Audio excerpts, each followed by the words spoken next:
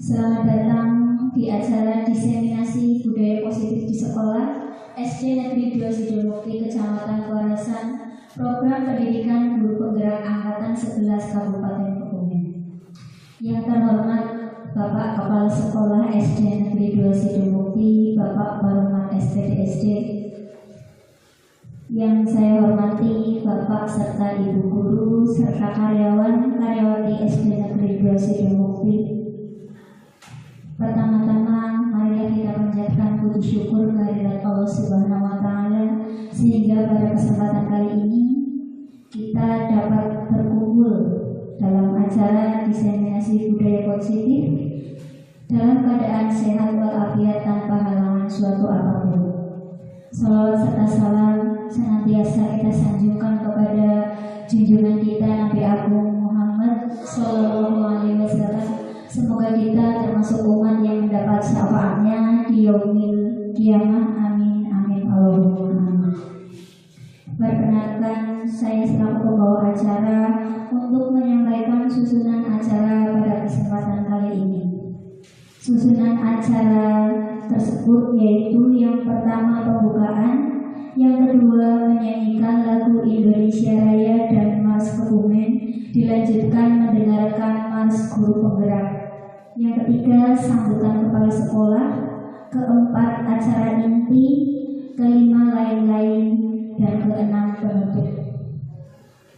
Marilah kita menuju acara yang pertama, yakni pembukaan. Mari kita buka acara pada kesempatan kali ini dengan bacaan basmalah bersama-sama. Bismillahirrahmanirrahim. Menuju acara yang kedua, yaitu menyanyikan lagu Indonesia Raya dan Mars Kebumen, dilanjutkan mendengarkan Mars Guru Penggerak. Hadirin dimohon untuk berdiri.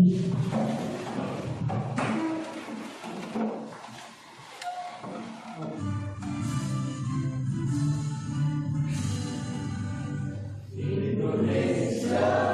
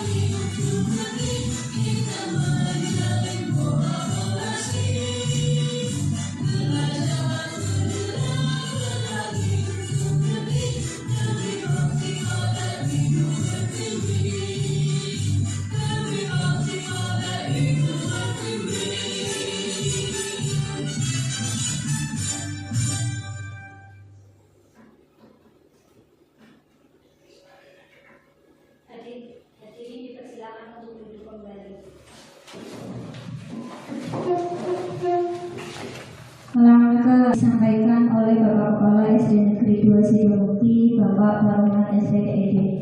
Kepada beliau kami persilakan.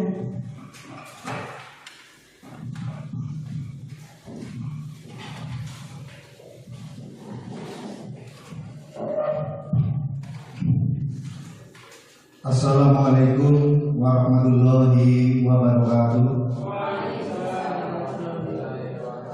Alhamdulillahirabbil alamin.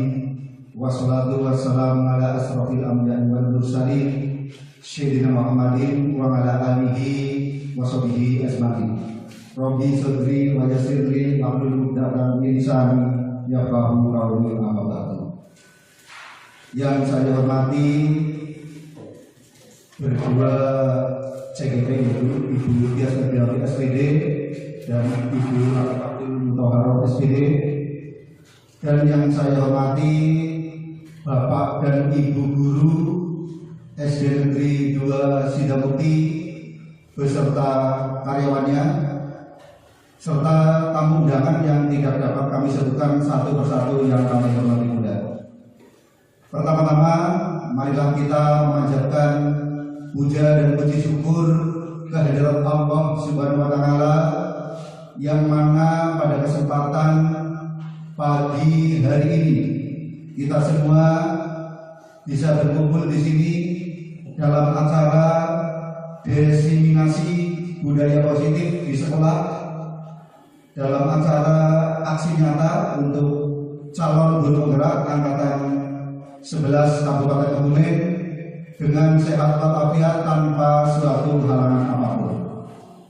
Yang kedua, shalawat dan salam marilah senantiasa kita haturkan kepada junjungan Nabi besar Muhammad Sallallahu Alaihi Wasallam, Nabi yang kita harapkan syafaatnya besok di yaumul kiamat, dan mudah-mudahan kita semua tergolong umat yang mendapatkan syafaatnya. Allahumma amin. Ibu dan Bapak yang kami hormati, sebelumnya saya ucapkan terima kasih sekali kepada pembawa acara yang telah memberikan waktu kepada diri saya terkait untuk kegiatan hari ini, yaitu adalah aksi nyata dalam bentuk diseminasi budaya positif di sekolah. Ini adalah merupakan salah satu program dari pendidikan guru penggerak atau pendidikan calon guru penggerak. Karena itu untuk acara ini memang adalah salah satu acara di mana mungkin untuk istilahnya mengasah atau melatih untuk kemampuan dari guru penggerak untuk bisa mendiseminasikan atau istilahnya mungkin lebih tepatnya mempresentasikan untuk khususnya adalah budaya positif di sekolah. Dan monggo nanti Bapak dan Ibu guru silakan diikuti acara diseminasi ini. Mudah-mudahan dengan adanya diseminasi budaya positif di sekolah, untuk budaya positif di SD Negeri 2 Sidamukti kita ini akan semakin baik, semakin meningkat, dan tentunya nanti akan membawa kemajuan terutama pendidikan di SD Negeri 2 Sidamukti. Kemudian bahwa untuk kepada beliau berdua, yaitu calon guru penggerak kita, saya ucapkan silakan nanti kita ikuti, kita laksanakan dan kita dengarkan, dan nanti tentunya harapannya juga kita terapkan di kelas masing-masing di sekolah kita tentunya, sehingga nanti akan dapat menciptakan perubahan.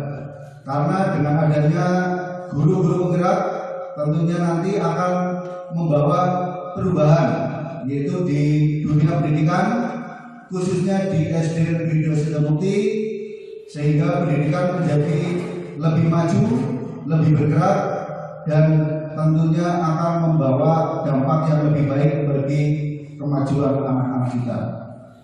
Mungkin hanya itu yang dapat saya sampaikan. Monggo silakan nanti Bapak dan Ibu silakan ikuti untuk kegiatan diseminasi ini dengan sebaik-baiknya. Dan saya ucapkan juga kepada beliau berdua dari CGP kita, selamat untuk melaksanakan diseminasi. Akhir kata, billahi taufiq wal hidayah. Wassalamualaikum warahmatullahi wabarakatuh.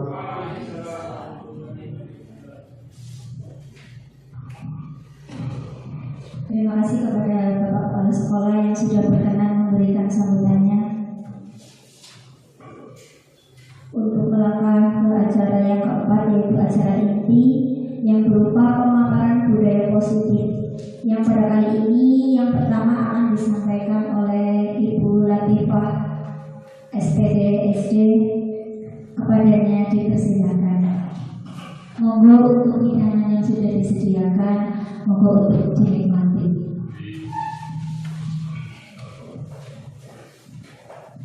Assalamualaikum warahmatullahi wabarakatuh. Untuk mukadimah saya mengikuti yang di awal karena waktu sudah siang. Yang pertama, terima kasih saya haturkan kepada Bapak, Ibu guru serta karyawan, dan tak lupa tamu undangan pada pagi siang hari ini yang telah meluangkan waktunya untuk mengikuti kegiatan diseminasi budaya positif di sekolah. Baik, saya akan melanjutkan acara pada pagi hari ini. Kami dari CGP Angkatan 11, saya dan Bu Tias akan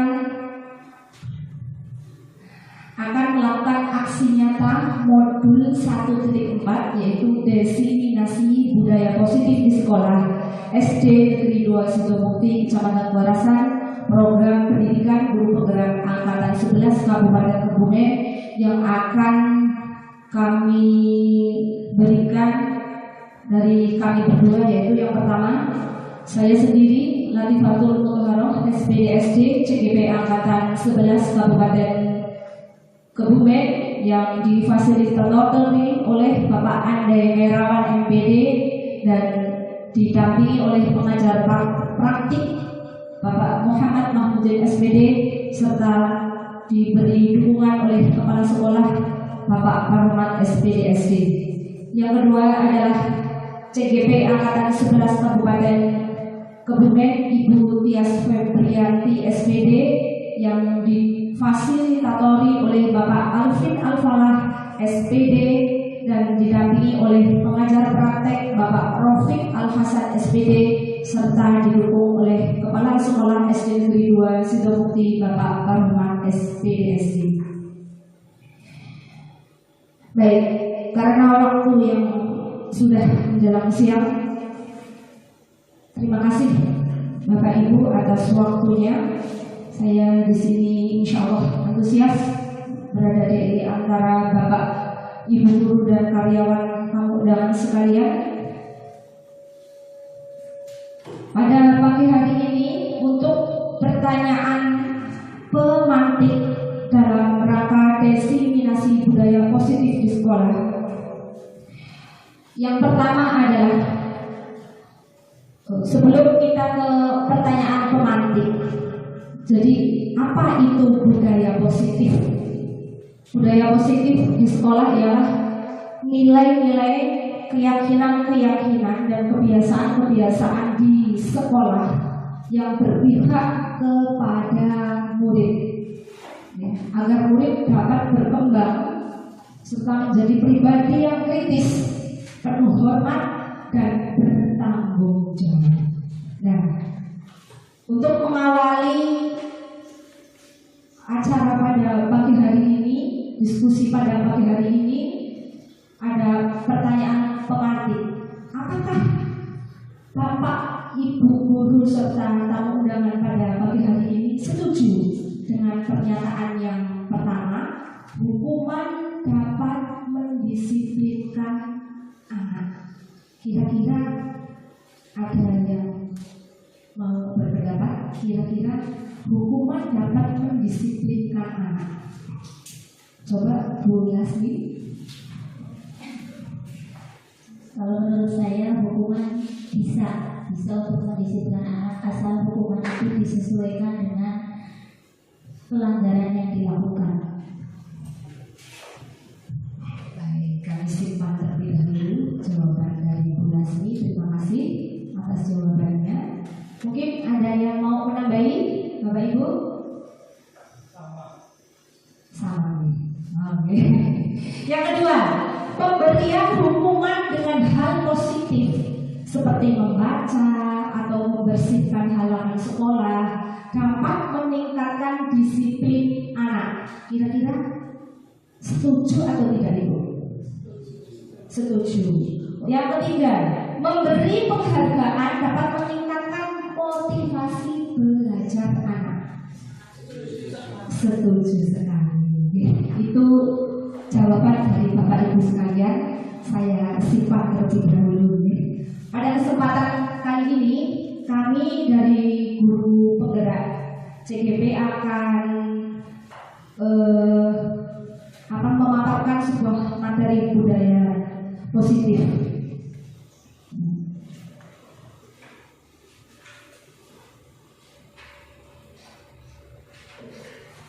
Selama ini kita menganggap bahwa pemberian hukuman dan penghargaan dalam dunia pendidikan adalah sesuatu yang wajar dilakukan di Bapak Ibu. Itu adalah bagian dari upaya untuk mengontrol atau mendisiplinkan perilaku anak. Kira-kira seperti itu.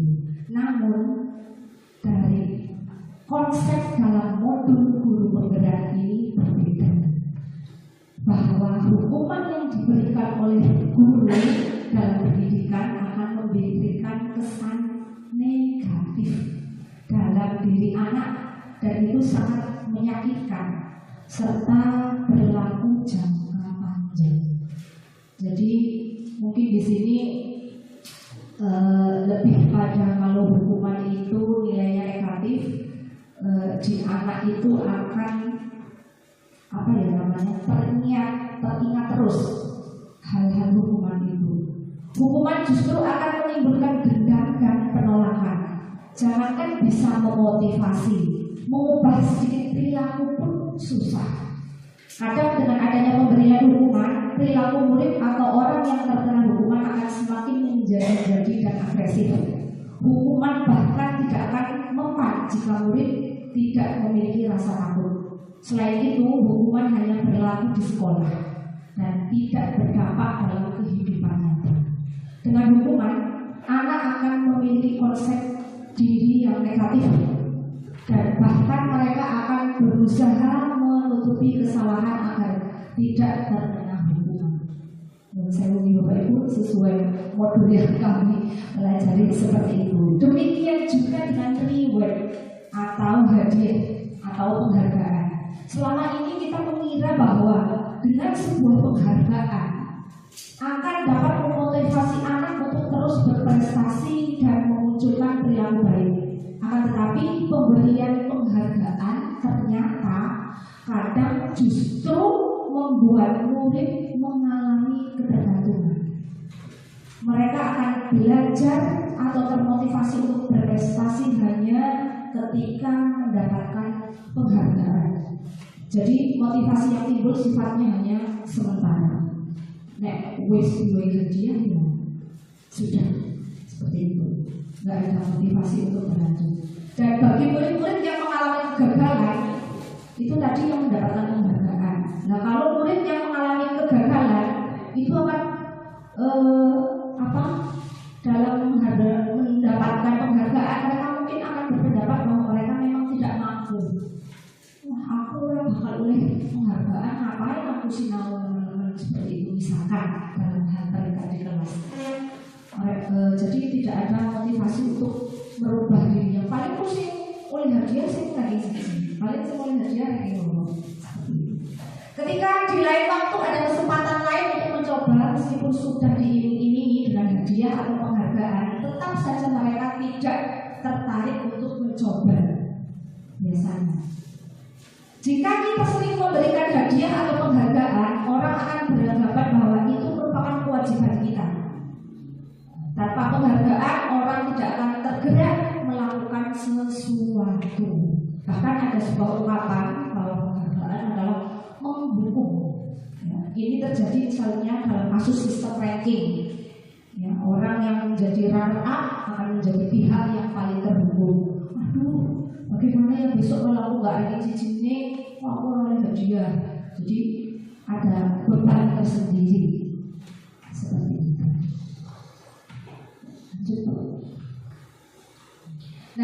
Selanjutnya, topik yang akan kita bahas pada diskusi pagi hari ini adalah topik dalam eksplorasi konsep. Yang pertama adalah modul 2.1, disiplin positif dan nilai-nilai kebajikan universal. Yang kedua, 2.2, teori motivasi, hukuman dan penghargaan, serta segitiga restitusi. Yang 2.3 adalah keyakinan kelas, 2.4 kebutuhan dasar manusia dan dunia berkualitas, 2.5 adalah restitusi 5 posisi kontrol, 2.6 adalah restitusi segitiga restitusi. Yang pertama adalah eksplorasi konsep. Pembelajaran 2.1, disiplin positif dan nilai-nilai kebajikan universal. Paradigma perubahan, kegiatan pangan. Di sini ada satu kasus, ada A dan B. Anda dan teman Anda. A adalah diri kita dan B adalah teman kita. Kalau ada sesuatu benda di sekitar boleh diperhatikan. Sobeklah secari kertas kecil, tuliskan benda atau sesuatu yang sangat berharga untuk Anda. Letakkan di salah satu tangan Anda dan genggam benda atau sesuatu tersebut dengan segala daya. Buatlah sebuah kepala, kecil-kecil, dipegang saja. Yang ketiga adalah teman Anda akan mencoba dengan sekuat tenaga dengan berbagai cara untuk meminta Anda memberikan benda tersebut. B bisa membujuk, mengancam, menghardik, merayu, menyuap, apa saja agar dapat membuka kepala tangan Anda. Apa yang terjadi?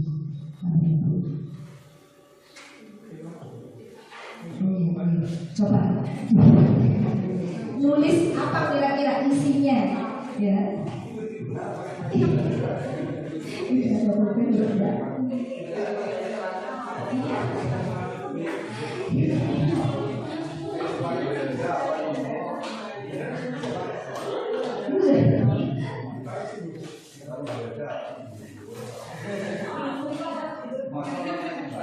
Ada sesuatu hal yang paling berharga ya? Kira-kira Bapak Ibu punya sudah?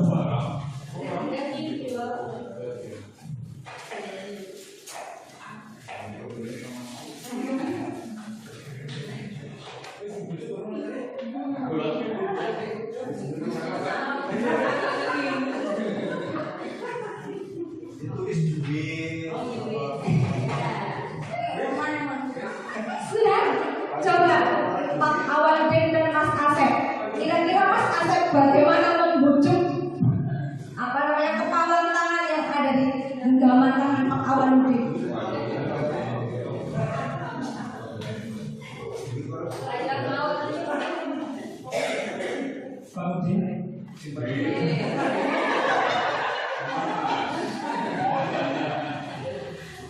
Adakah sesuatu yang engkau genggam? Ada. Bolehkah saya mengetahuinya, Pak Udin? Ini privasi saya. Saya janji akan menjaga privasi Anda, Pak Udin. Untuk janji, saya kurang apa yang bisa mempercayai Anda. Tapi misalnya kalau sesuatu yang di tangan Pak Udin saya tukar dengan suatu benda, apakah Pak Udin akan bersedia memberitahu saya? Karena saya tulis ini lebih berharga dari benda apapun untuk saya. Sebelumnya bahasa tinggi. Kalau misalnya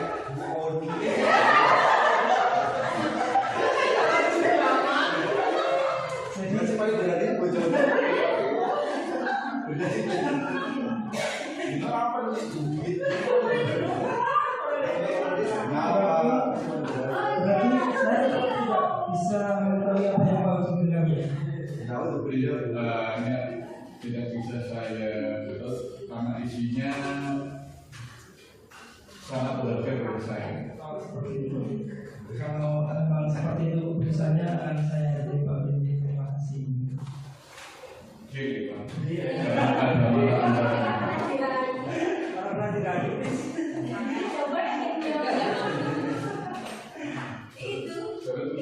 Baik, terima kasih Pak Auludin dan Pak Asep. Selanjutnya untuk jawaban dari para Kima Perubahan akan dilanjutkan oleh Bu Dias.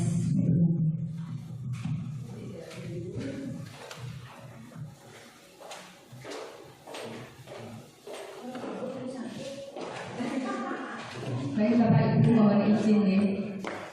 Halo, baik Bapak Ibu, saya akan melanjutkan mengenai budaya positif. Yang pertama yaitu perubahan paradigma teori kontrol atau teori pilihan. Nah, di sini ada ilusi kontrol. Ilusi itu apa nih Bapak Ibu? Iya, hayalan. Bulas ini sering menghayal. Ya. Ilusi kontrol gitu, ilusi yaitu hayalan ya, atau bayangan. Nah, kalau teori kontrol itu jadi yang menjelaskan bahwa teori yang menjelaskan semua perilaku itu memiliki tujuan, Bapak Ibu. Ya, semua perilaku itu memiliki tujuan. Contohnya tadi Pak Asep membujuk Pak Udin. Nah, tujuannya itu untuk apa? Untuk mengetahui apa sih isi dari genggaman dari benda yang ada di genggaman Pak Udin. Begitu. Teori kontrol itu namanya. Kemudian yang pertama, ilusi bahwa guru itu dapat mengontrol murid. Yang kita ketahui atau yang hayalan kita dalam hayalan kita selama ini yaitu guru itu dapat mengontrol murid. Padahal sebetulnya itu kita tidak bisa mengontrol murid kita, Bapak Ibu. Murid kita itu harus berubah sendiri dengan motivasi atau dorongan yang ada pada anak. Ya, jadi kita sebagai guru tidak bisa mengontrolnya. Kemudian yang kedua, ilusi bahwa kritik dan membuat orang merasa bersalah dapat menguatkan karakter seseorang. Nah, yang kita ketahui selama ini bahwa kritik kemudian kita membuat orang merasa bersalah kepada kita itu dapat menguatkan karakter seseorang. Nah, padahal sebenarnya boleh saja, cuma kalau mengkritik itu sebisa mungkin kritikan yang membangun. Nah, jadi kepada murid-murid kita juga demikian, kita harus memberikan kritik yang membangun kepada murid-murid kita, bukan malah membuat murid kita jadi tidak percaya diri. Kalau kita mengkritik murid kita terlalu pedas, nah maka anak-anak menjadi bagaimana? Nanti terngiang-ngiang. Mereka jadi merasa tidak percaya diri, merasa bersalah gitu. Nah, kita harus mengkritik, boleh hanya yang membangun saja, yang positif. Kemudian yang ketiga, ilusi bahwa semua penguatan positif efektif dan bermanfaat. Nah, kita di kelas kita pasti sering menemukan murid-murid yang tidak memperhatikan kita saat kita sedang menjelaskan di kelas ini. Nah, mungkin Bapak Ibu juga sering menasehati, jangan lari-larian, nanti kamu jadi tidak bisa mengerjakan tugasnya, tidak mendengarkan Bapak dan Ibu guru dalam menerangkan materi. Nah, jika kita membujuk maupun memberi nasihat kepada murid ketika murid menyelesaikan suatu masalah, nah murid itu bisa ketergantungan, tidak mandiri dalam mengontrol dirinya. Ya, ketika berlari-lari kita dudukan, Hafiz, kenapa tadi kamu tidak memperhatikan Bu Guru? Harusnya kan seperti ini, begitu kan? Kita sering menasihati dia.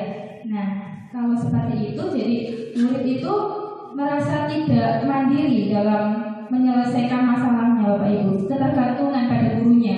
Nanti saya juga ditegur oleh Bapak Ibu guru, nggak apa-apa lah itu. Jadi tidak dari dalam dirinya berubahnya, ya belum sampai situ. Nah, kemudian yang keempat, ilusi bahwa orang dewasa memiliki hak untuk memaksa. Nah, Mungkin kita juga sering memaksa anak-anak kita nih Bapak Ibu. Kalau tidak ada yang berani maju, kita paksa dengan ditunjuk misal. Nah, itu kan sama saja memaksa anak. Pada dasarnya kita tidak dapat mengontrol murid untuk berbuat sesuatu.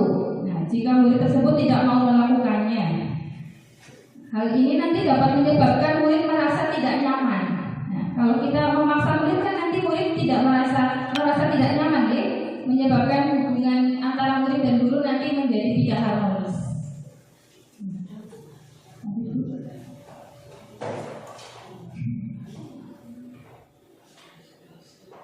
Nah, siapa sesungguhnya yang memiliki kontrol, yang kiri stimulus respon? Nah, ini yang selama ini kita ketahui atau yang selama ini ada di pikiran kita itu ini. Nah, yang betul sebenarnya yang sebelah kanan, teori kontrol. Kita lihat dari yang pertama, kita mencoba mengubah orang agar berpandangan sama dengan kita. Padahal yang benar itu kita berusaha memahami pandangan orang lain tentang dunia. Ya, jadi kita harus saling memahami pandangan orang lain, saling menghargai. Kemudian yang kedua, perilaku buruk dilihat sebagai suatu kesalahan. Selama ini kan kita seperti itu, ya. Oh, itu berangkatnya telat, itu sudah salah, tidak taat aturan, gitu, ya. Nah, padahal semua perilaku itu memiliki tujuan, ya. Semua perilaku memiliki tujuan. Mungkin ada alasannya kenapa. Kemudian yang ketiga, orang lain bisa mengontrol saya. Padahal yang benar, hanya Anda yang bisa mengontrol diri Anda sendiri. Hanya kita yang bisa mengontrol diri kita sendiri. Saya bisa mengontrol orang lain. Teori kontrolnya, Anda tidak bisa mengontrol orang lain. Tidak bisa. Kemudian pemaksaan ada pada saat bujukan gagal. Nah, ketika kita sudah membujuk, ya biasanya kita akan memaksa. Kita membujuk tapi gagal, kita akan memaksa, ya. Nah, padahal yang seharusnya kita lakukan yaitu kolaborasi dan konsensus, menciptakan pilihan-pilihan baru, Ya. Kemudian model berpikir menang kalah.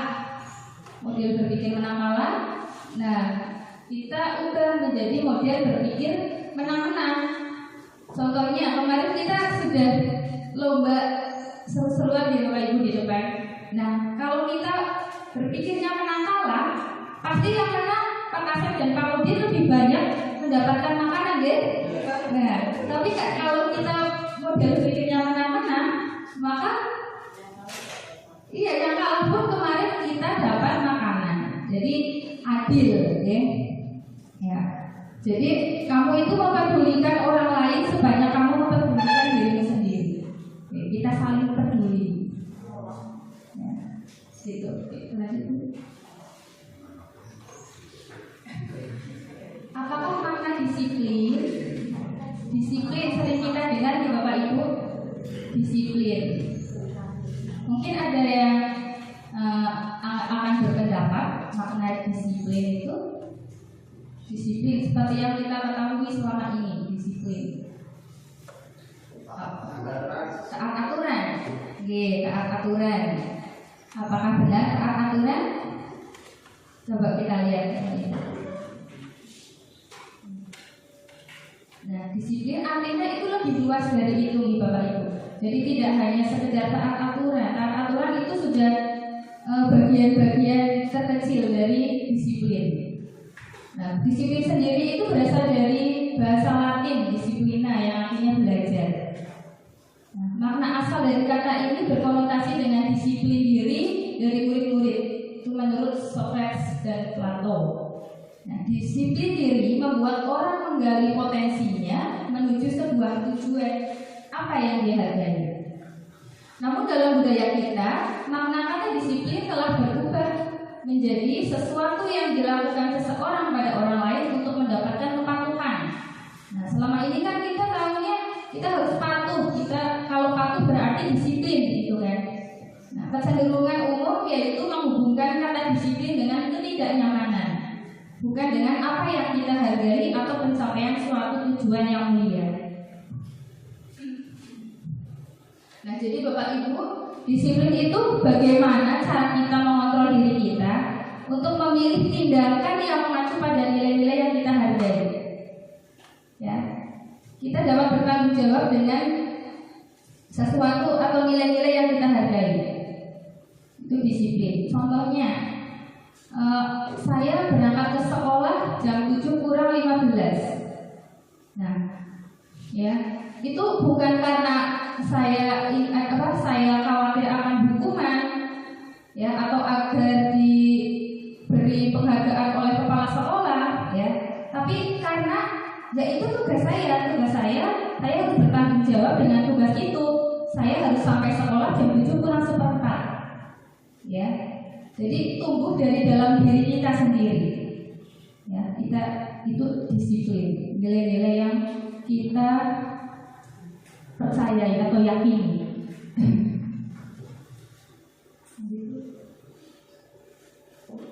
Nah, nilai-nilai kebajikan universal, yaitu sifat-sifat positif manusia yang merupakan tujuan mulia yang ingin dicapai setiap individu. Nilai-nilai tersebut bersifat universal dan lintas bahasa, suku, bangsa, agama maupun latar belakang. Kemudian setiap perilaku atau perbuatan itu memiliki suatu tujuan. Dengan mengaitkan nilai-nilai kebajikan yang diyakini seseorang, maka motivasi intrinsiknya akan terbangun, sehingga menggerakkan motivasi dari dalam untuk dapat mencapai tujuan mulia yang diinginkan. Nilai-nilai kebajikan universal itu banyak sekali Bapak Ibu. Contohnya jujur, bertanggung jawab, disiplin. Nah, nilai-nilai universal itu sebisa mungkin tertanam pada diri kita, agar kita juga dapat menanamkannya atau menerapkannya menjadi teladan untuk murid-murid kita, sehingga nantinya murid-murid kita juga dapat memiliki nilai-nilai kebajikan universal dalam dirinya.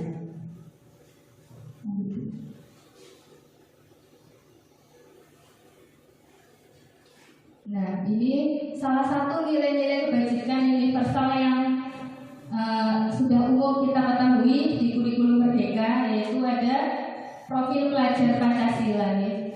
Ada 6 ya, maaf. Agar kita lebih itu kita tepuk profil pelajar dulu, ya, biar tidak duduk terus. Monggo silakan Bapak Ibu, kita berdiri dulu. Tepuk profil pelajar Pancasila.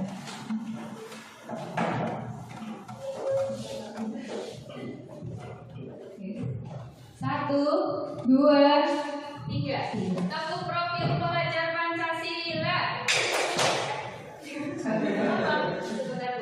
Ya. Profil pelajar Pancasila. Pelajar Pancasila beriman dan bertakwa pada Tuhan yang esa dan berakhlak mulia, berkebinekaan global, gotong royong mandiri, kreatif dan bernalar kritis. Terima kasih. Kalau saya ingatnya tepuk semangat. Ya, itu tadi 6 profil pelajar Pancasila. Ya, kita dapat mengajarkannya di kelas kita. Itu nilai-nilai kebajikan. Kemudian saya kembalikan lagi ke Bu Latifah untuk melanjutkan pemaparan selanjutnya.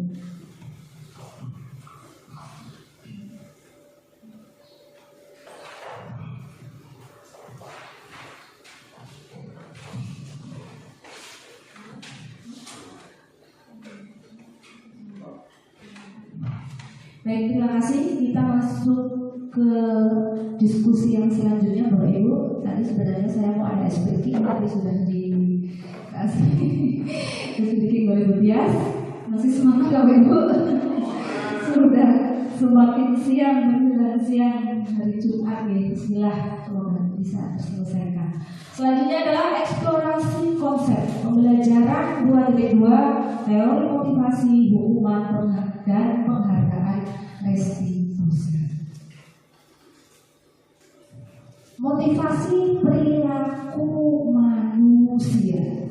Mari kita tanyakan ke diri kita sendiri, bagaimana kita berperilaku? Kira-kira mengapa kita melakukan sesuatu?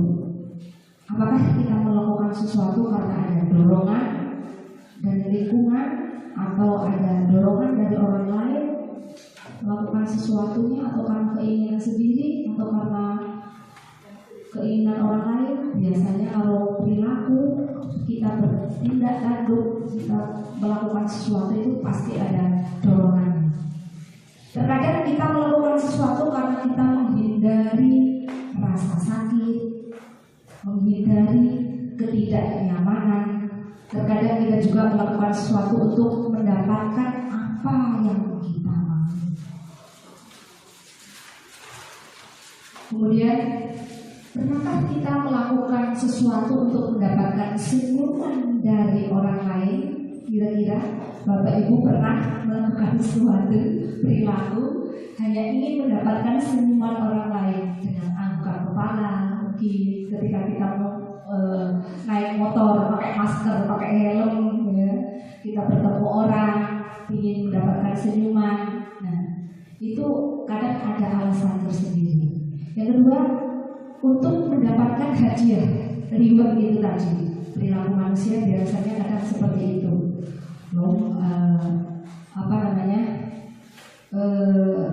Ada keinginan untuk mendapatkan hadiah. Yang ketiga adalah untuk mendapatkan uang. Kita berperilaku kadang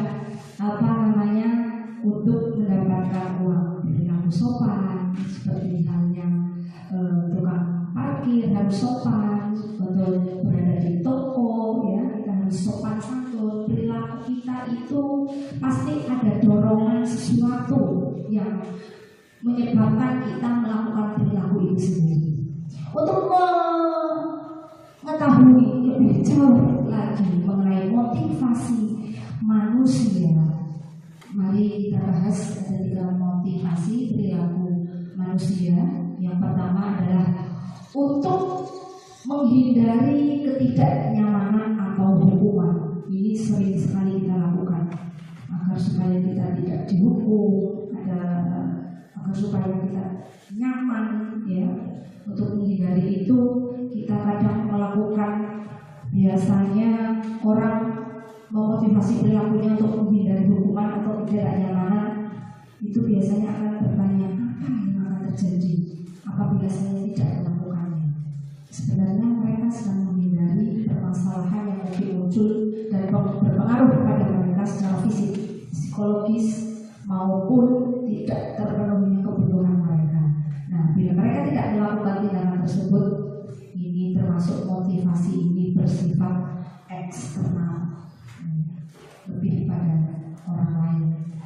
Yang kedua adalah untuk mendapatkan imbalan atau penghargaan dari orang lain. Nah, satu tingkat di atas motivasi yang pertama. Di sini orang berperilaku untuk mendapatkan imbalan atau penghargaan dari orang lain. Orang dengan motivasi ini akan bertanya, apa yang akan saya dapatkan apabila saya melakukannya? Mereka melakukan sebuah tindakan untuk mendapatkan pujian dari orang lain yang menurut mereka penting dan mereka letakkan dalam dunia berkualitas mereka. Mereka juga melakukan sesuatu untuk mendapatkan hadiah atau pengakuan atau imbalan biasanya. Ini juga termasuk dalam motivasi eksternal dari luar, mendapatkan imbalan dari orang lain. Yang ketiga adalah motivasi perilaku manusia. Yang ketiga adalah untuk menjadi orang yang mereka inginkan dan menghargai diri sendiri dengan nilai-nilai yang mereka percaya. Orang dengan motivasi ini akan bertanya, apabila saya melakukan. Mereka melakukan sesuatu karena nilai-nilai yang mereka yakini dan hargai, dan mereka melakukannya karena mereka ingin menjadi orang yang melakukan nilai-nilai yang mereka yakini tersebut. Ini adalah motivasi yang akan membuat seseorang memiliki disiplin positif, karena motivasi berperilakunya bersifat internal. Tujuan disiplin positifnya itu di sini, untuk menghargai diri sendiri, atau lebih kadang-kadang self-reward. Lanjut. Menurut Ki Hajar Dewantara, merdeka itu adalah artinya tidak hanya terlepas dari perintah, akan tetapi juga cakap buat memerintah diri sendiri ke hal yang lebih positif.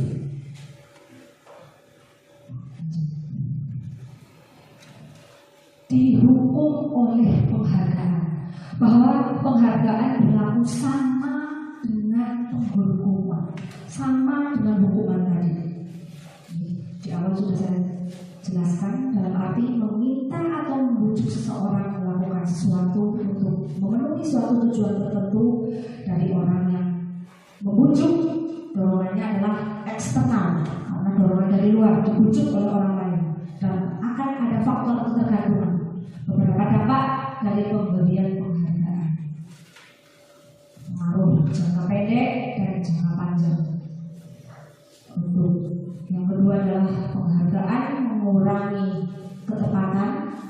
Penghargaan akan menghukum, seperti tadi sudah saya contohkan. Kalau kita mendapatkan peringkat 1 di kelas berikutnya atau semester berikutnya, itu akan serasa kayak terkekang, dihukum. Kemudian penghargaan menurunkan kualitas. Kemudian penghargaan tidak efektif. Penghargaan mengurangi motivasi intrinsik, motivasi dari dalam menjadi berkurang karena adanya penghargaan. Si menang yang akan ranking 1 pasti yang akan dapat hadiah. Jadi buat apa aku belajar, akhirnya aku juga gak akan mendapatkan hadiah. Nah, ini motivasi intrinsiknya jadi berkurang. Penghargaan merusak hubungan. Biasanya antara anak yang kurang berprestasi dan antara anak yang berprestasi itu akan ada pembeli istilahnya. Kamu nilainya jelek, kamu nilainya kurang, seperti itu. Penghargaan itu akan merusak hubungan antar teman. Jadi yang teman yang lainnya akan merasa berkecil hati. Kemudian penghargaan mematikan kreativitas. Kreativitasnya anak akan mati ketika ada sesuatu penghargaan yang diberikan, karena mungkin dia sudah merasa dirinya sudah tidak dianggap, jadi dia tidak menginginkan memiliki kreativitas. Padahal kan anak itu memiliki keunikan masing-masing. Mungkin di bidang pendidikan itu kurang, di bidang mata pelajaran kurang, tapi dia di bidang lain, mungkin di bidang seni atau mungkin di bidang menyanyi itu dia pintar, tapi karena ada sifat penghargaan dia menjadi mencium nyalinya untuk menggali lagi kreativitasnya. Bentuk program kebajikan atau apresiasi. Dalam memberikan apresiasi atau pengakuan perlu diingat beberapa hal. 1. Beri pengakuan secara khusus. Baik Agneta, tepuk tangan untuk Agneta yang telah menjawab dengan benar. Mungkin dikasih tanda bintang. Beri pengakuan secara pribadi, beri pengakuan kepada semua murid secara bergantian, satu persatu. Kan anak itu mempunyai kreativitas masing-masing. Beri pengakuan secara konsisten. Diharapkan setiap pagi atau mungkin pas refleksi di akhir pembelajaran kita memberikan pengakuan kepada siswa secara pribadi, secara konsisten, secara bergantian. Kita kasih rewardnya adalah berupa pengakuan, ucapan. Fokus pada proses. Bentuk program kebajikan adalah kita diharapkan fokus pada prosesnya. Contoh pengakuan atau apresiasi kebajikan. Sebagai pengguna, kemarin saya perhatikan, ada lanjutannya untuk anak-anak kita. Kemarin saya perhatikan kamu dalam mengerjakan tugas serius sekali, jempol. Nilai kebajikan rasa empati besar sekali. Kita harus berempati kepada anak didik kita. Situasinya pada saat menolong murid baru di kelas kita. Mungkin ini situasinya pada saat menolong murid baru di kelas kita atau hal-hal kebajikan yang lainnya. Yang pembuka pertama adalah saya menghargai sesuatu. Itu nilai kebajikannya adalah kepedulian. Kemudian situasinya pada saat kamu membantu teman-temanmu di tugas kelompok. Ini untuk siswa. Pembuka, terima kasih untuk ucapan terima kasih untuk ini memiliki nilai kebajikan rasa tanggung jawab. Nilai kebajikan rasa tanggung jawab. Kemudian situasi dalam nilai kebajikannya adalah pada saat kamu memungut kertas-kertas yang berserakan di lantai.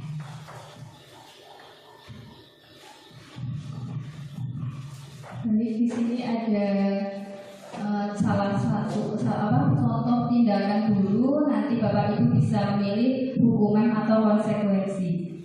Ya, dari yang pertama, mencatat 100 kali di dalam buku dengan kalimat saya tidak akan terlambat lagi karena terlambat ke sekolah. Nah, itu termasuk hukuman atau konsekuensi Bapak Ibu. Hukuman. Kita simpan dulu nih Bapak Ibu. Mungkin Bu Monika bisa bantu saya untuk membacakan Bu. Silakan maju Bu.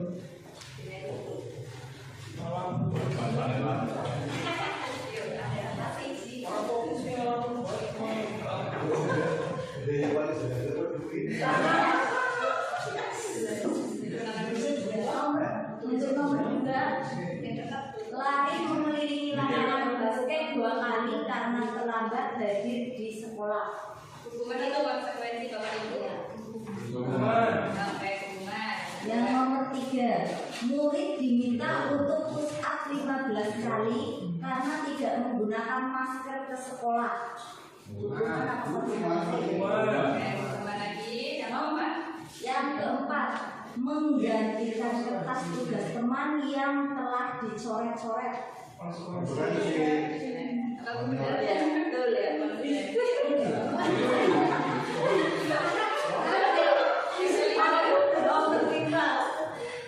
Membersihkan tumpahan air di meja tulis karena tersenggol pada saat belajar. Nomor 6.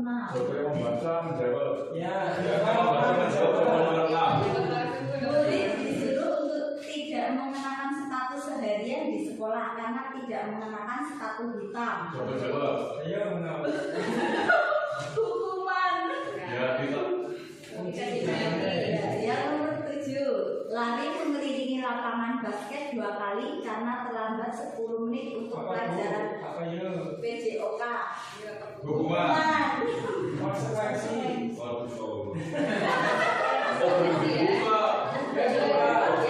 kasih Bu Oliva. Coba dicek jawabannya. Tadi yang nomor 1. Hukuman betul ya nomor 1 nih. Nomor 2 hukuman betul. Nomor 3 hukuman. Nomor 4 ya betul konsekuensi. Nomor 5 betul konsekuensi. Nomor 6 hukuman dan nomor 7 ya konsekuensi. Lari milih lapangan. Bukan.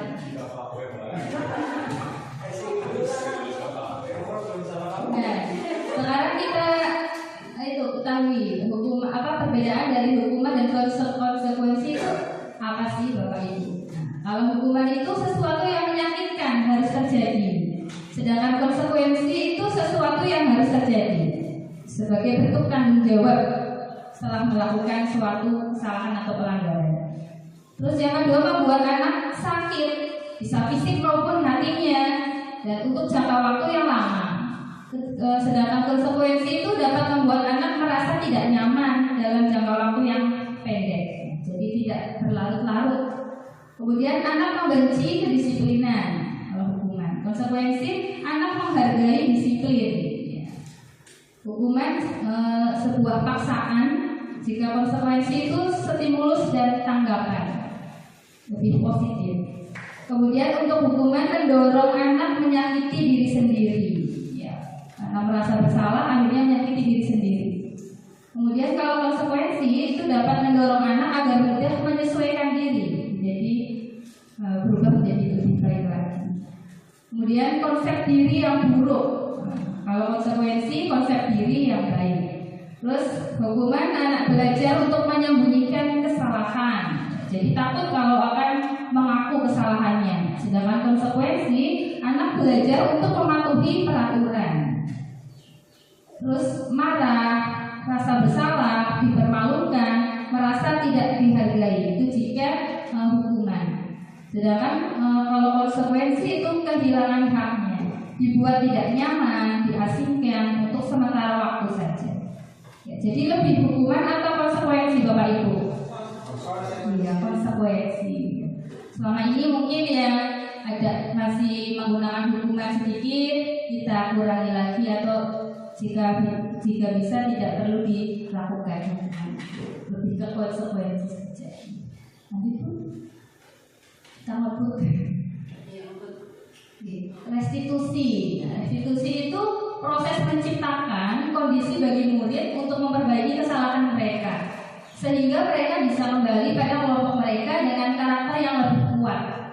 Restitusi juga merupakan proses kolaboratif yang mengajarkan murid untuk mencari solusi untuk masalah mereka dan membantu murid berpikir tentang orang seperti apa yang mereka ingin.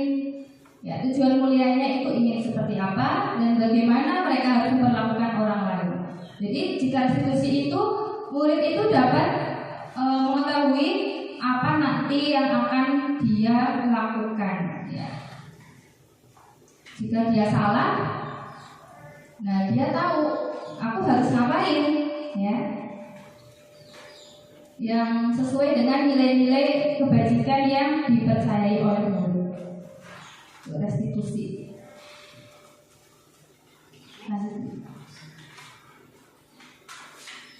Nah ini tadi ya, ada hukuman, konsekuensi, dan restitusi. Itu perbedaannya. Restitusi merupakan pilihan, menguatkan untuk murid dalam jangka waktu yang panjang.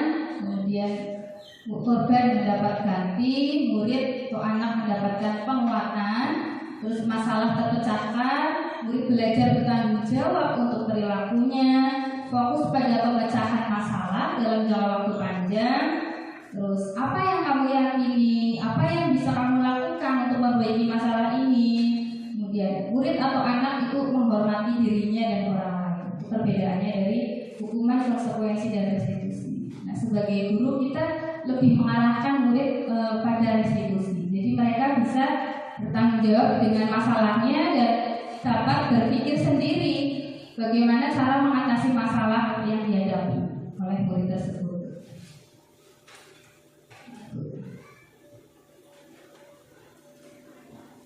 Kemudian ada ciri-ciri restitusi. Yang pertama, bukan untuk menebus kesalahan, namun untuk belajar dari kesalahan. Yang kedua, memperbaiki hubungan, bisa dengan murid yang lain atau bisa dengan guru, tergantung masalahnya bagaimana. Yang ketiga, tawaran, bukan paksaan. Kita menawarkan sesuatu yang lebih baik, ya, bukan memaksa menjadi lebih baik. Restitusi menuntut anak untuk melihat ke dalam dirinya, Restitusi mencari kebutuhan dasar yang mendasari tindakannya. Itu nanti kita kebutuhan dasar kita juga pelajari. Kemudian restitusi diri adalah cara yang paling baik. Restitusi fokus pada karakter bukan tindakan. Restitusi fokus pada solusi, dan restitusi mengembalikan murid yang berbuat salah pada kelompoknya. Itu ciri-ciri dari restitusi, Bapak Ibu. Ya, silakan dilanjutkan bulan. Pembelajaran keyakinan kelas. Kita pegang juga selanjutnya. Next. Keyakinan kelas. Mengapa tidak peraturan saja? Mengapa harus keyakinan kelas? Mengapa kita memiliki peraturan harus menggunakan helm bila mengendarai kendaraan roda 2? Mengapa kita memiliki peraturan 3M? Menggunakan masker, mencuci tangan, dan menjaga jarak 1,5 meter. Mengapa kita memiliki peraturan harus datang tepat waktu pada saat mengikuti pelatihan? Untuk mendukung motivasi intrinsik dalam diri kita sendiri, kembali ke nilai-nilai atau keyakinan-keyakinan lebih menggerakkan seseorang dibandingkan mengikuti serangkaian peraturan-peraturan yang ada. Suatu keyakinan itu adalah nilai-nilai kebajikan universal yang disepakati secara tersirat dan tersurat, lepas dari latar belakang suku, negara, bahasa maupun agama. Nah ini peraturan sekolah itu hanya di lingkup, peraturan kelas itu hanya di lingkup ruang kelas. Lebih luas lagi adalah keyakinan kelas. Kemudian lebih luas lagi adalah keyakinan sekolah, itu adalah di lingkungan positif, lingkungan sekolah. Kemudian lebih luas lagi budaya positif yang dilaksanakan oleh seluruh warga sekolah. Dan yang mana yang merupakan keyakinan kelas? Mengapa? Kenapa bukan peraturan kelas, tetapi kita lebih kepada keyakinan kelas? Contohnya adalah kesepakatan kelas. Kami guru dan murid-murid yang saling menyayangi. Kesepakatan kelas datang tepat waktu mengucapkan salam. Namanya menjaga kebersihan sekolah, berdoa sebelum dan sesudah kegiatan, aktif dalam pembelajaran. Kira-kira di mana ini keyakinan kelas yang mana, Bapak Ibu? Yang pertama, kami guru dan murid yang saling menyayangi. Ini termasuk keyakinan kelas atau kesepakatan kelas? Keyakinan kelas. Kami murid yang semangat belajar.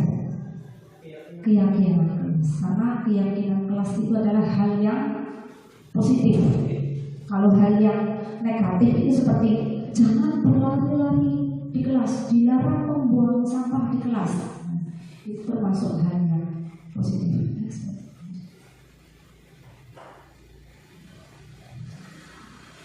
Peraturan kelas. Ini ada beberapa peraturan kelas. Ini yang pertama adalah selalu kembalikan buku ke tempatnya. Kira-kira keyakinan kelas atau bukan? Nilai kebajikannya apa? Dari selalu kembalikan buku ke tempatnya. Nilai kebajikannya kira-kira apa, Bapak Ibu? Apakah tanggung jawab? Apakah disiplin? Apakah selalu kembalikan bukunya? Enggak apa-apa. Ada yang disiplin, ada yang tanggung jawab. Dilarang mengganggu orang lain. Kira-kira nilai kebajikannya apa?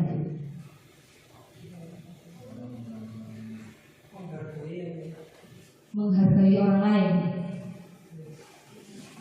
Hadir di sekolah 15 menit sebelum pembelajaran dimulai. Ini mudah. Apa kira-kira? Disiplin. Dilarang melakukan kekerasan. Inilah kebajikannya. Dilarang melakukan kekerasan. Bukan disiplin, Pak. Saling menyayangi. Oke. Kemudian dilarang menggunakan narkoba. Nilai kebajikannya kira-kira apa Bapak Ibu?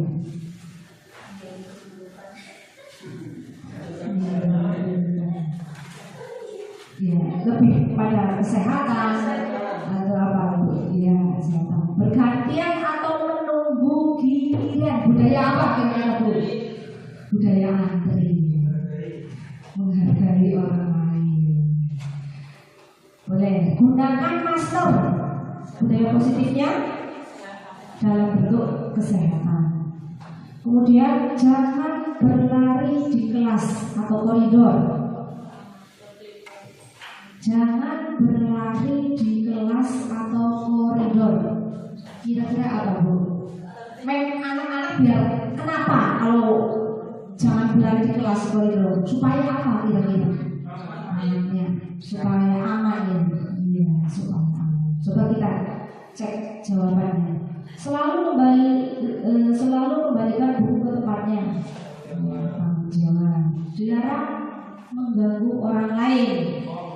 Menghormati orang lain. Hadir 15 menit sebelum pembelajaran dimulai. Menghormati orang lain atau berkomitmen. Disiplin biasanya ya masuk.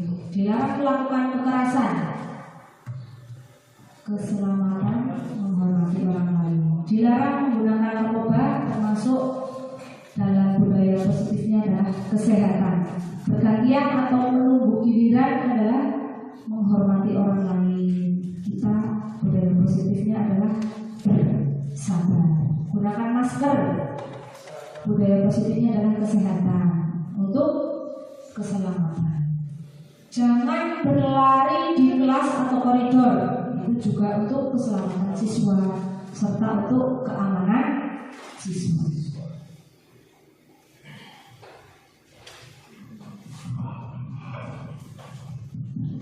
Baik Bapak Ibu di sini membuat keyakinan kelas, mungkin Bapak dan Ibu sudah mempraktekannya atau menerapkannya di kelas masing-masing. Ini langkah-langkahnya saja. Yang pertama melibatkan semua warga kelas, menuliskan aturan-aturan yang ada di sekolah, terus menyeleksi atau menyaring aturan yang akan digunakan di kelas, kemudian mengubah aturan yang diseleksi tersebut menjadi kalimat yang lebih positif. Kemudian menyepakati bersama keyakinan kelas tersebut, lalu mencetaknya menjadi poster keyakinan kelas dan ditempelkan di dinding ruang kelas masing-masing. Nah, itu langkah-langkahnya saja dalam membuat keyakinan kelas. Nah, di sini juga sudah ada contoh keyakinan kelas yang sudah dibuat oleh kelas 3 dan kelas 6. Seperti itu di Bapak Ibu, lanjut saja Bu. Kemudian Bu lagi. Yang selanjutnya adalah pembelajaran 4 kebutuhan dasar manusia dan dunia berkualitas. Kebutuhan dasar manusia dan dunia berkualitas adalah kebutuhan bertahan hidup. Kebutuhan bertahan hidup atau survival adalah kebutuhan yang bersifat fisiologis untuk bertahan hidup, misalnya kesehatan, rumah, dan pangan.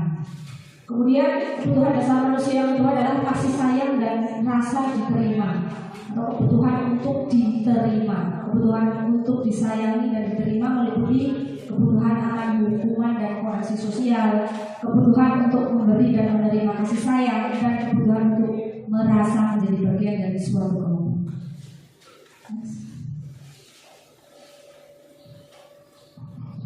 Nah, kebutuhan yang selanjutnya yaitu penguasaan, kebutuhan pengakuan atas kemampuan. Kebutuhan ini berhubungan dengan kekuatan untuk mencapai sesuatu, menjadi kompeten, menjadi terampil, diakui atas prestasi dan keterampilan kita, didengarkan dan memiliki rasa harga diri. Kemudian yang kedua ada kebutuhan dasar kebebasan, yaitu kebutuhan akan pilihan. Ini memiliki pilihan dan mampu mengendalikan arah hidup seseorang. Adapun kebutuhan dasar yang kelima yaitu kesenangan, kebutuhan untuk merasa senang. Kebutuhan akan kesenangan adalah kebutuhan untuk mencari kesenangan. Contohnya bermain dan tertawa. Mereka bisa berkonsentrasi tinggi saat mengerjakan suatu hal yang disenangi. Itu kalau kesenangan. Suka bergurau, suka melucu, kemudian suka melakukan permainan. Mungkin bukan yang kesenangan ya Bu. Nanti itu suka melucu ya Bu.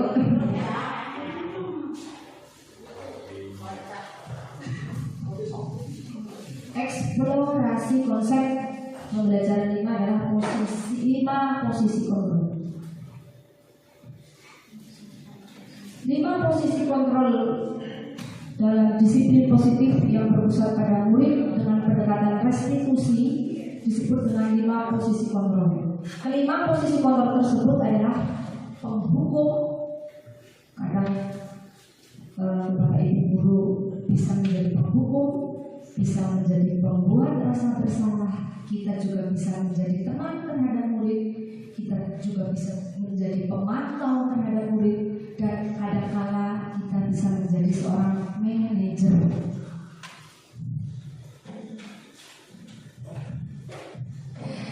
Penghukum. Guru pada posisi penghukum bisa menggunakan hukuman fisik maupun verbal. Silakan.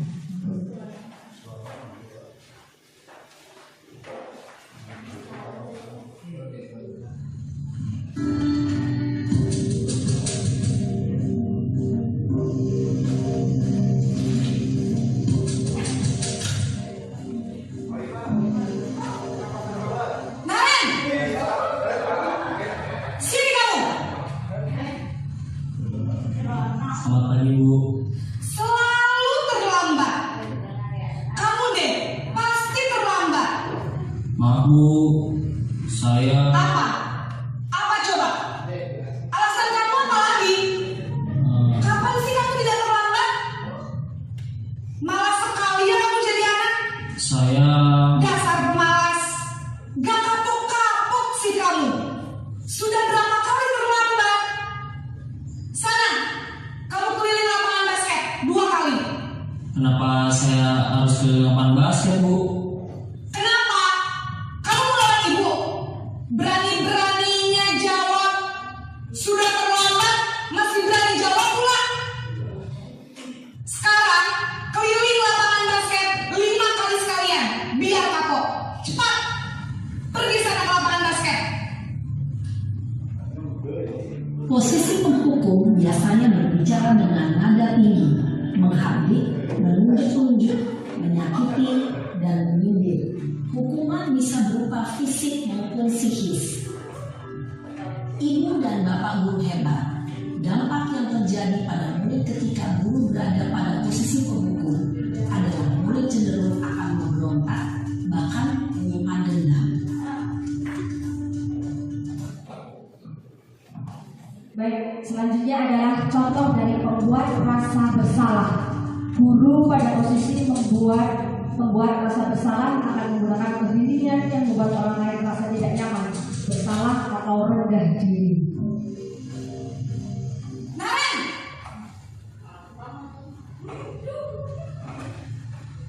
Selamat pagi Bu. Naren, kamu kenapa terlambat lagi, nak? Ya Tuhan, Naren, kamu senang ya bikin ibu susah ya? Kalau kamu terlambat lagi, nanti ibu yang ditegur bapak kepala sekolah, nak. Disangka ibu tidak bisa membina kamu. Duh, gimana ini?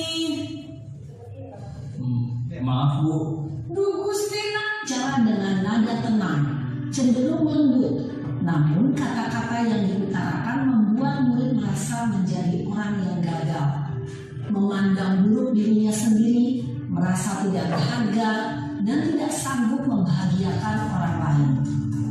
Ketika guru mengambil posisi pembuat rasa bersalah, murid akan menganggap dirinya yang bersalah dan ia akan menyimpan menyimpan emosi negatif tersebut di dalam dirinya.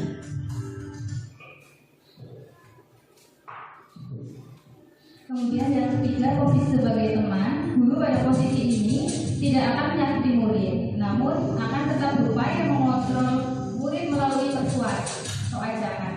Posisi teman pada guru bisa negatif ataupun positif. Kemudian yang keempat ada pemantau. Guru di sini pemantau yaitu berdasarkan pada peraturan dan konsekuensi yang akan dijalani oleh si pelanggar. Dengan menggunakan sanksi atau konsekuensi, kita dapat memisahkan hubungan pribadi kita dengan murid sebagai seseorang yang menjalankan posisi teman. Sekolah kita tentang Nah, yang terakhir adalah posisi manajer. Manajer adalah posisi di mana guru berbuat sesuatu bersama dengan murid, mempersilahkan murid mempertanggungjawabkan perilakunya, serta mendukung murid agar dapat menemukan solusi atas permasalahannya sendiri.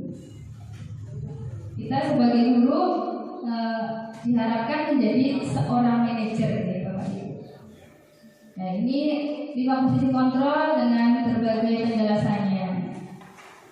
Kita fokus ke yang posisi manajer saja, yaitu guru berbuat mengajukan pertanyaan-pertanyaan kepada siswa. Terus yang dikatakan, apa yang kita yakini, apa yang bisa kamu kerjakan untuk memperbaiki masalah ini. Kemudian untuk hasilnya, yaitu dapat menguatkan pribadi seorang murid. Kaitan dengan dunia berkualitas, yaitu murid meletakkan dirinya sebagai individu yang positif dalam dunia berkualitasnya. Murid dapat berkata, bagaimana caranya saya bisa memperbaiki keadaan. Kemudian dampak pada murid yaitu mengevaluasi diri, bagaimana cara memperbaiki dirinya. Nah, di sini ada beberapa pernyataan. Nanti Bapak Ibu silakan memilihnya. Yang pertama itu termasuk pemantau atau pembuat merasa bersalah. Gitu. Saya kecewa sekali dengan kamu. Itu termasuk yang posisi kontrol apa Bapak Ibu? Kita simpan dulu di kepala Mas. Yang kedua, kamu tidak pernah benar melakukannya. Menghukum, ayolah lakukan demi ibu atau bapak. Aja, atau teman atau membuat merasa bersalah. Membuat merasa bersalah. Apakah kamu mau mendapatkan stiker bintang hari ini? Ya. Bagaimana kamu bisa menyelesaikan masalah ini? Iya, manajer. Kamu selalu yang paling terakhir. Coba kita lihat kuncinya nih Bapak Ibu. Nah, ya, yang pertama betul membuat orang merasa bersalah. Terus menghukum, yang ketiga teman, yang keempat pemantau, kelima manajer, dan yang terakhir penghukum. Oke, lanjut dulu.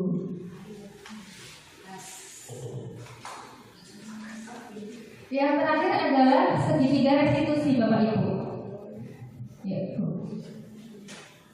Nah, segitiga restitusi yang seperti sudah dijelaskan di awal tadi, yaitu proses menciptakan kondisi bagi murid untuk memperbaiki kesalahan mereka, sehingga mereka bisa kembali pada kelompok mereka atau teman-teman sekelasnya dengan karakter yang lebih kuat. Restitusi itu dapat membantu murid menjadi lebih memiliki tujuan, disiplin positif, dan memulihkan dirinya setelah berbuat salah. Penekanannya bukan pada bagaimana berperilaku untuk menyenangkan orang lain atau menghindari ketidaknyamanan, tapi agar menjadi orang yang menghargai nilai-nilai kebajikan yang mereka percayai. Nah, segitiga restitusi itu ada 3 langkah Bapak Ibu. Yang pertama, kita harus menstabilkan identitas, yaitu kita dari kontrolnya kita semua akan melakukan hal terbaik yang bisa kita lakukan. Yang kedua, validasi tindakan yang salah. Semua perilaku itu memiliki alasan, memiliki dari yang kebutuhan dasar itu yang ada 5. Nah, kebutuhan dasar apa sih yang ingin kita butuhkan? Apakah hanya kesenangan? Apakah penguasaan? Nah, itu nanti masuk ke validasi tindakan yang salah. Yang ketiga, menanyakan keyakinan. Kita semua itu memiliki motivasi internal dalam diri kita. Tadi dulu.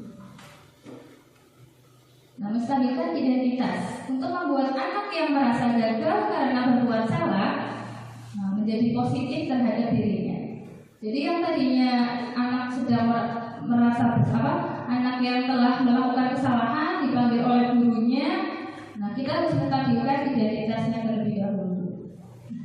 Kemudian yang kedua, validasi kebutuhan.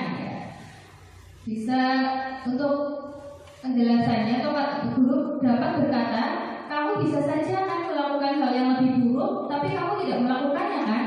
Kamu pasti punya alasan mengapa melakukannya. Apa yang penting bagi kamu? Kamu boleh tetap berusaha. Terus yang ketiga atau yang terakhir yaitu menanyakan keyakinan. Guru dapat berkata, apa nilai yang kita percaya di kelas atau sekolah kita? Nilai-nilai universal apa yang kalau kita sepakati? Kamu ingin jadi anak yang seperti apa? Nah, intervensi ini bisa membantu murid itu kembali ke tujuan semula dengan cukup singkat dan dengan cara konfrontasi. Nah, yang bisa disampaikan kepada murid kita yaitu apakah kamu ingin berbuat lebih baik lagi? Apakah saat ini kamu sedang menjadi orang yang sedang kamu inginkan? Apa yang kamu lakukan saat ini sudah sesuai atau belum? Melakukan intervensi. Nah, ini juga masih sama. Sepertinya kamu punya masalah. Saya bisa bantu apa? Saat ini kamu seharusnya berbuat apa?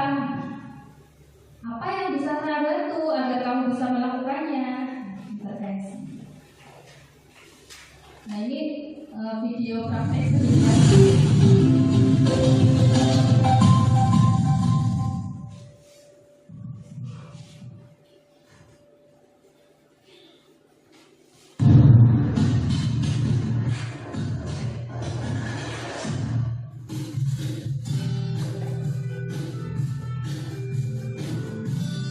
Salah satu penerapan segitiga situasi yang sudah saya lakukan bersama anak kelas 6. Saya ambil 2 kasus di kelas saya.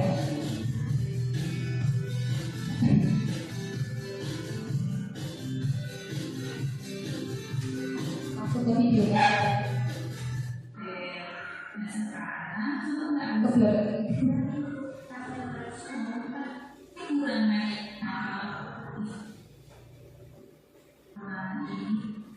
Nah, ini latar belakang kasusnya. Itu Alisa tidak mengerjakan tiket kelas karena berangkatnya kesiangan.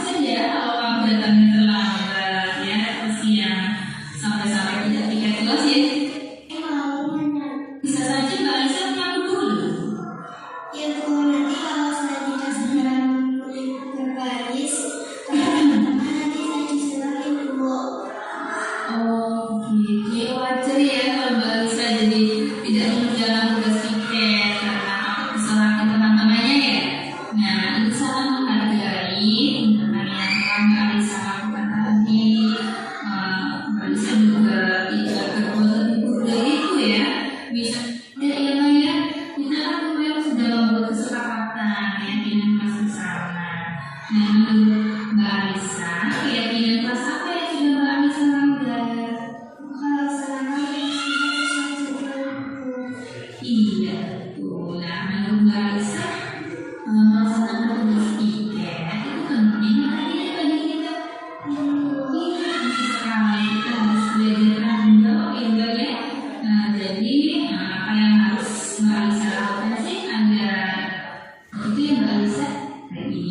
semangat dan sekarang boleh kembali ke kelas. Saya bisa berangkat sekolah lebih awal saat kesiangan dan tidak melaksanakan ujian kelas. Saya harus. Ya, silakan duduk Mbak Dian. Selamat pagi Mbak Diana. Ya, bagaimana kabarnya Mbak Diana tadi? Ya, begitu ya. Mbak Diana tahu nggak tidak Mbak Diana? Nah, begitu Bapak Ibu, itu salah satu contoh segitiga diskusi yang sudah saya laksanakan dan Bu Latifah juga sudah melaksanakan juga. Nah, diharapkan Bapak Ibu semua nanti dapat menerapkan segitiga diskusi di kelas masing-masing ketika menemukan anak-anak yang melanggar peraturan atau melanggar keyakinan di kelasnya. Nah, kita sebagai guru itu juga diharapkan dapat memposisikan diri kita sebagai manajer. Mungkin hanya itu Bapak Ibu, diseminasi budaya positif pada hari ini oleh saya dan Bu Latifah. Mungkin banyak sekali salah kata dan perbuatan kami minta maaf yang sebesar-besarnya. Baik Bapak Ibu, untuk mengakhiri diseminasi budaya positif hari ini, saya dan Bu Latifah mengucapkan banyak sekali terima kasih. Wassalamualaikum warahmatullahi wabarakatuh.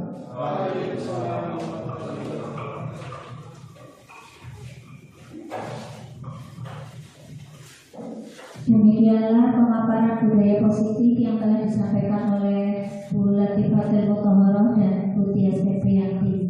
Semoga apa yang beliau sampaikan dapat bermanfaat bagi kita semua. Menuju ke acara kelima berupa lain-lain. Untuk acara lain-lain akan diisi dengan foto. Dan untuk yang saya kenal yaitu penutup, marilah kita tutup acara kita pada siang hari ini dengan membaca bacaan hamdalah bersama. Alhamdulillah. Saya selaku pembawa acara, apabila banyak kesalahan saya mohon maaf yang setulus-tulusnya. Billahi taufiq wal hidayah. Wassalamualaikum warahmatullahi wabarakatuh.